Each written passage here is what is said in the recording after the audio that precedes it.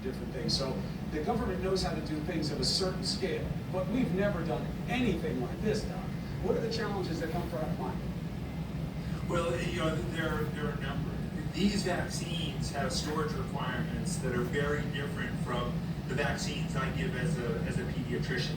The Pfizer vaccine requiring temperatures of -90, requiring new technology to be able to move those vaccines around in a way so that they stay effective. We're going to need to be able to track people to make sure that somebody who starts with the Pfizer vaccine gets the second dose in 4 weeks, and it's the same vaccine. They're not mistakenly given the Moderna vaccine. And as you have a population that may be moving around, logistically that's all really, really challenging, and it's some of the planning that states have to do. And then as this is going on, there are going to be more vaccines likely that come on market. How do you ensure that people are getting the right products? What happens if you get the first one and don't get the second one within the 4 weeks for whatever life brings?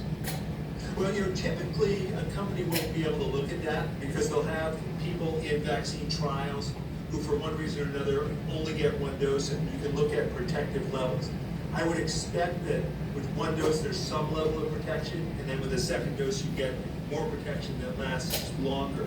But that's one of those unanswered questions because of how fast these are being done and how short the period of follow-up is. Last question. One of the things I know FDA is going to ask for is following people who are in these trials for many, many months, if not years, to look for longer-term issues and side effects and how long the protection lasts. How long the protection lasts, one question. The last question is, how soon does it start working?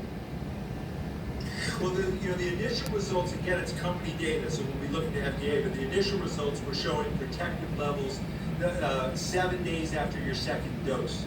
So there's probably some level, second dose, there's probably some protection after your first dose.